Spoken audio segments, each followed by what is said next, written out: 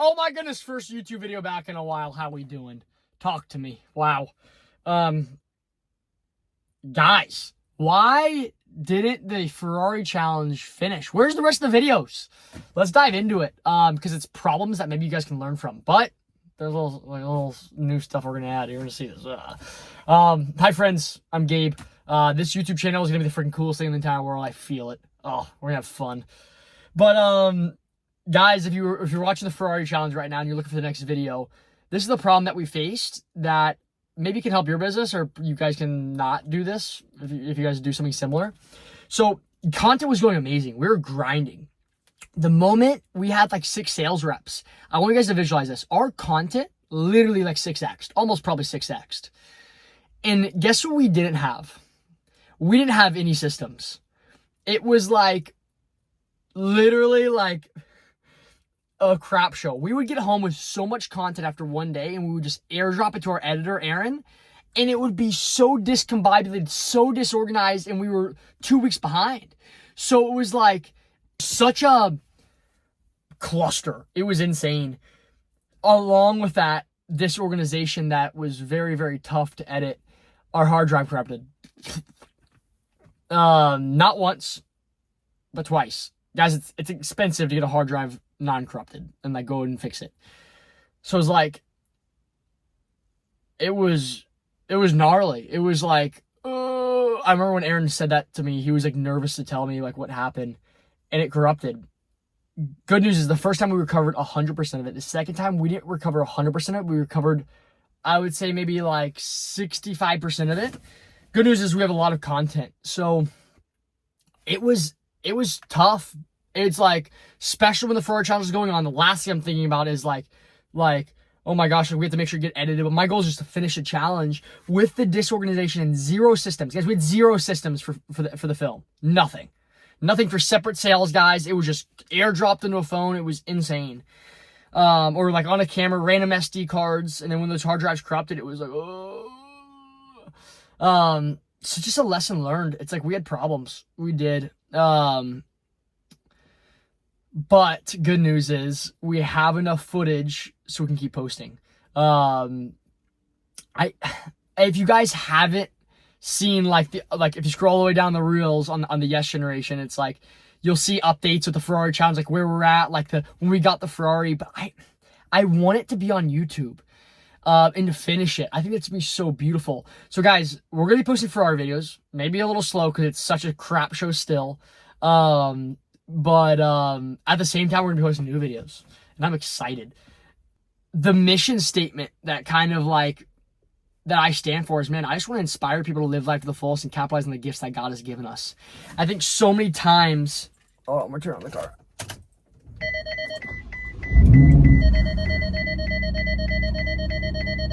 The most beautiful thing ever, to inspire people to live life to the fullest and capitalize on the gifts that God has given them. I think so many people in the business world take things too freaking seriously. It's like, have fun, pee in a pool, like go dance somewhere. So that's what we're showing on this. So, but I kind of want to backtrace real quick, so you guys kind of know what happened before the Ferrari challenge. I got destroyed. I really did. So kind of tying back, flashback to 17-year-old me. I want you guys to visualize me, baby face, tiny, underdeveloped. I'll never forget for the rest of my life. This hot girl texted me and she goes, Gabe, you want a sales job? And I was like, hot girl, sales job? I was like, what do I sign? I was like, oh, so excited. Because I didn't get that many girls back then. I was tiny and I was like, pretty girl, work with her, let's go. And I'm just, thank you God that he guided me to this opportunity, because it really changed my life. If you guys heard of Cutco, that was my first sales job. I was selling kitchen knives. And it's so freaking funny to this day, because literally people tell me this. Oh, Cutco's a scam. They just want you to sell to your family members. Guys, oh my gosh. The people that say that are such pussies. It's like, this is 2 things. One, they say that because they heard that from someone else. Or 2, they actually tried it, and they're like, oh, they got me to sell to my family members. Guys, it doesn't matter if your family member... Oh, this fires me up. It doesn't matter if your family members buy or not. What I got really, really good at is, let's say I talked to my aunt, and she didn't buy. I would get 10 of her friends' names and numbers. And I'd be branching all over the country. I'd lead in Hawaii, I didn't even know. So, that fires me up. It's like, so, bottom line, I could talk about it for a while. I'll never forget during that period of time, though, I was sitting at my desk, okay? I had a really nice collared shirt on, my pajamas, okay? And the company announced there was a 19-day competition to see who the best was in the company. And my eyes dilated. It's like I had someone to prove. I was undeveloped. I was like, let's freaking go. And that 19-day period changed my life. I'll never forget sitting in my pajamas, nice collared shirt with my goals up on my wall for the 19 days. This professional speaker got on to like hype us up before the competition, okay? And he goes, the next words that came out of his mouth, guys, completely changed my life. He goes, I went over to close their eyes. And I was like, So I closed my eyes, and he goes, I went over to visualize it's the end of the 19 days. He goes, where are you? He goes, you did it. You hit your goal. How does it feel? What are you wearing? How does the award ceremony feel? Who's congratulating you? Guys, he walked me through like I was already in possession of the things I desire. He switched my mindset from, okay, I hope I hit my goal, versus what? Versus what? I already hit it. Hope versus faith. That completely changed my life. I made 10 grand in 19 days as a 17-year-old, and I was like, oh my freaking gosh. And I want to let me know if you guys disagree. I was like, man, I knew if I could build my communication skills to a certain level, I don't care if I was a doctor, a lawyer, I don't care what I was going to do in life, it would take me to places I freaking never have dreamed of going, yes or no. That was the click. So thankful for that hot girl. Oh my goodness. If you're listening, thank you. After that job, I'll never forget, I researched billionaires, and I realized a lot of billionaires, you know what they've done? Door-to-door sales. Knocking on people's doors and trying to sell them stuff. But I understood it. I saw the value of communication. It was the hardest form of communication. The hardest. So I found this company on Spotify, okay? It was the highest producing, it was in solar, okay? It was the highest producing door-to-door solar company. Not the biggest, but highest producing per person, okay? If you're watching this and you do door-to-door, you know someone that's done door-to-door, you are not better than these guys. They blew my mind. The guy that was training me won 3 Golden Door Awards in 1 year. He was making, bro, he didn't even own the company. He was making 6 figures profit per week. I remember doing the calculations. I was like, what? And they humbled me. I walked out there thinking I was all big and bad. I was like, oh, I was number 4 in the entire East Coast. I was like the best. They humbled me. They taught me sales wasn't about talking. It was about listening. And they humbled me. Oh my goodness. So after a while of training with them, I cried my first 2 weeks. I got my butt beat, but it changed my life. I'll never forget at the end of that, I was sitting in my car. I have a Jeep, I have a black Jeep, and I was parked under this palm tree, okay? I want you to see this palm tree. And I had my AC blasting because I was in the middle of the desert. Guys, Hesperia, California. 110 degrees, tumbleweeds. Oh, you could see the tumbleweeds blowing around. So hot, the sun was beating down my black Jeep. The AC was dripping off the bottom of my car. And I was sitting in my car. I should have been knocking doors for like 3 hours. And I was like praying and journaling what I wanted to do. Did I want to stay in California? Or did I want to go back to Florida? It was tough. I knew though, if I didn't pursue social media, I would have such a regret. In my current understanding, I didn't think I could do it in California. So I was like, screw it. I'm going back to Florida. I'm going to start a solar company and I'm going to film the entire thing. How do you guys think it went? How do you think it went? Guys, I got my absolute ass handed to me. Whatever you think is bad, I want you to times it by 10. It was hard. Yes, it was hard on me, but I could handle it. The hardest part was letting people down. It's like, guys, like I had a 15-person team at one point, and I just let them down. And it was like, it was tough because they trusted me, and it was like, that was heartbreaking. That was the sucky part. But first 2 months, We did no sales. I had no idea what I was doing. I'd run around. I'd cold approach, recruit people like you're seeing in the videos because I had zero social media presence. I would cold approach with me and my friend, and then based on like one of the friends, like then we get another recruit, and we just keep going doing these interviews. And first 2 months we didn't make a sale. We just knew what we were doing. And second 2 months we thought we got rich. We put up $1 million in sales, and we were like, I remember walking in the school cafeteria when I was like a sophomore in college. I thought I was the coolest guy ever. I was like, I thought I made so much money. I was like, oh my gosh. I was like, guys, I was paying our sales guys up front. For every deal we closed, I paid them $500, $500 on my savings I little had. And the construction company failed us. They made promises they didn't keep. They said 45-day installs. I had an install hit in 7 months. And it was hard. Guys, I am not exaggerating. I got destroyed for the next 2 years. Guys, from 19 to 21, I got absolutely destroyed. And like, we barely made money. It was like, the thing that kept our culture strong, guys, wasn't money.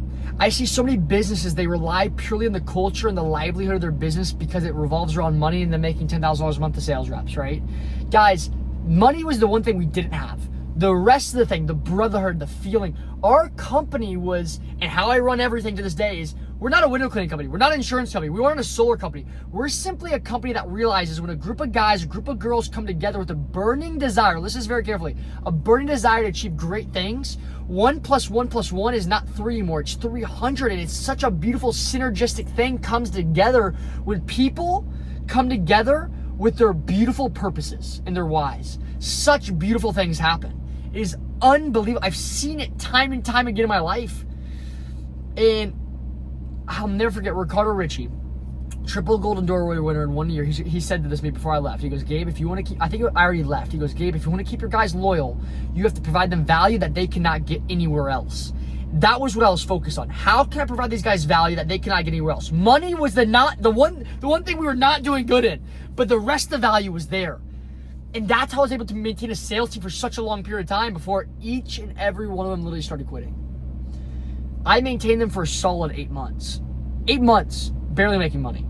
And I'll never forget, I was in this office, and I watched one by one, each one of the sales guys leaving until I was the last one there.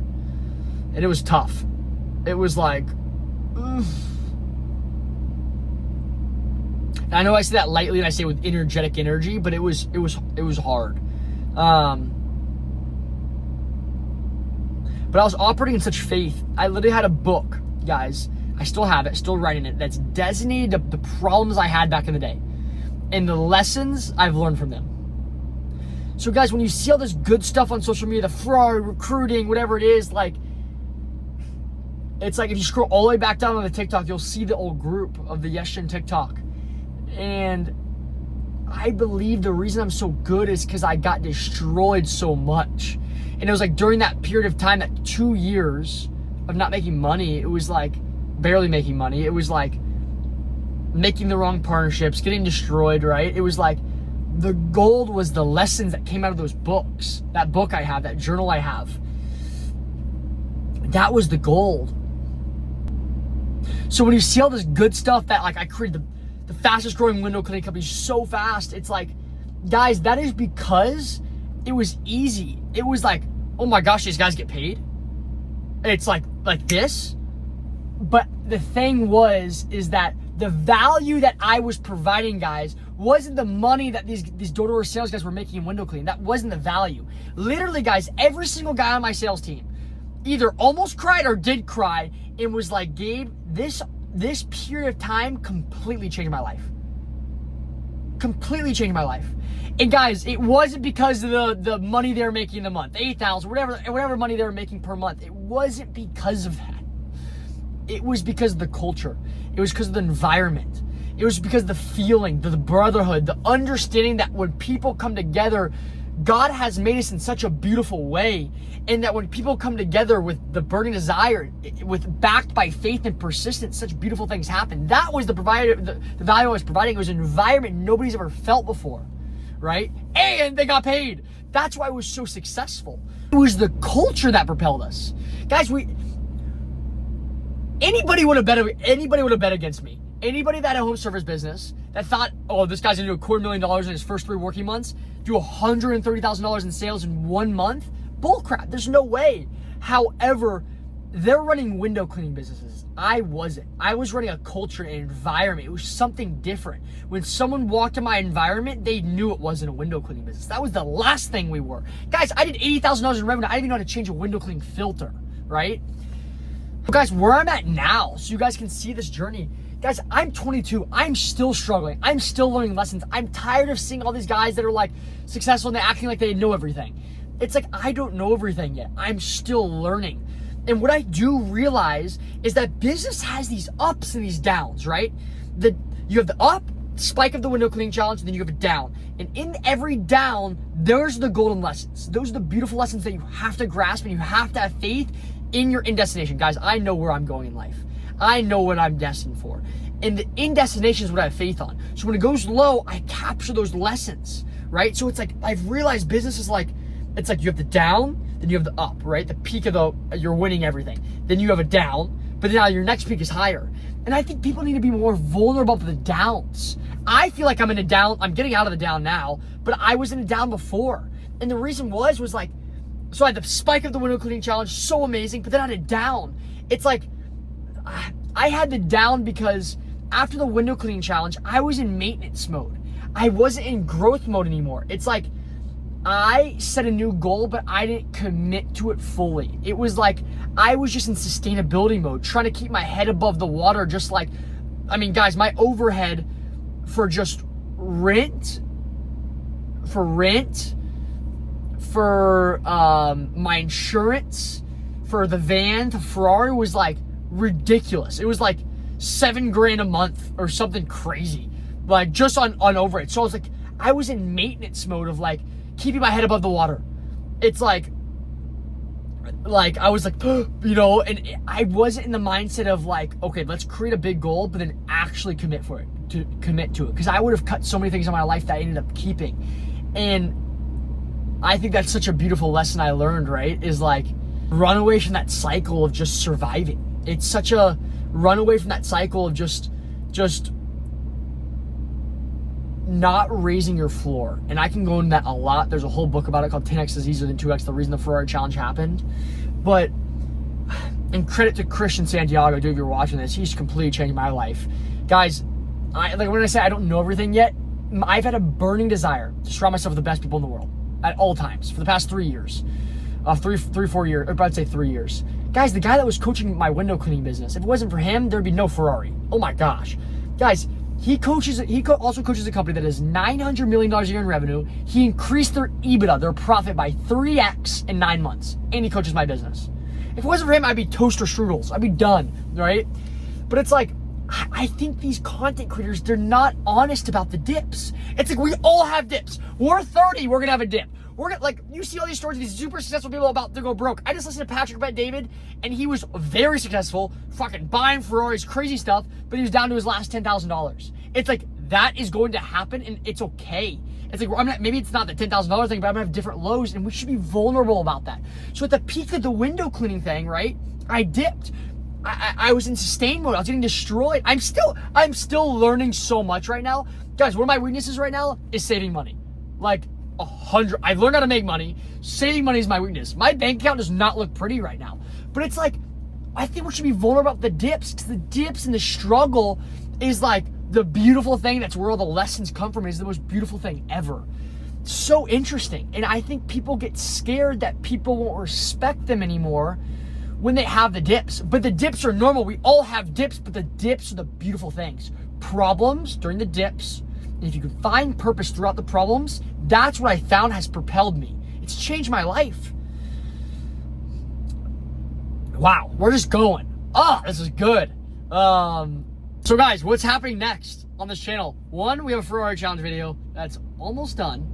2, You're gonna see more content. You're gonna see live recruiting montages, us getting denied, just like some funny freaking videos, but showing more of the back end. Like this YouTube channel, we're gonna give some really just free value, some uncut things, so you guys can learn a freaking ton. I just want to provide as much value through you guys through the lessons I've learned, the times I've gotten beat up, and not necessarily a channel just teaching you, but just showing you. I think that's the most beautiful thing, just showing you guys this beautiful journey. Where I'm at now, which also excites me, why I stopped window cleaning, so you guys have clarity on this, is guys, location freedom is so exciting to me. I think family, friends, and it's just so important. And I got back from Nicaragua from my dad like a month ago.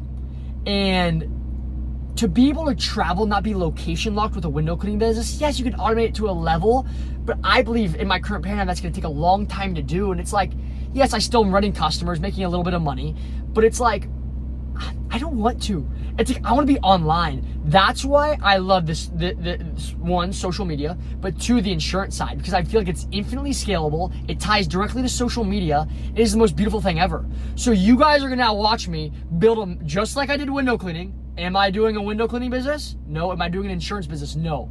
You're going to see me build a culture around insurance, freaking take over the insurance side, but I'm going to film the entire, like the recruiting side of it, so you can see me building the team actively, right? And I love it so much better because I feel like I have so much more location freedom. I don't need vans, I don't need trucks, it's all online. And I believe it ties so good into social media, and there is so much money to be made in insurance. It is beautiful. So guys, you're going to see some freaking awesome stuff. You're going to see me dancing in the street. You're going to see me boogie woogie and dancing. Living like a 5-year-old, go freaking pee in a pool, go act like a child, stop trying to act so serious. I love you guys, let's go.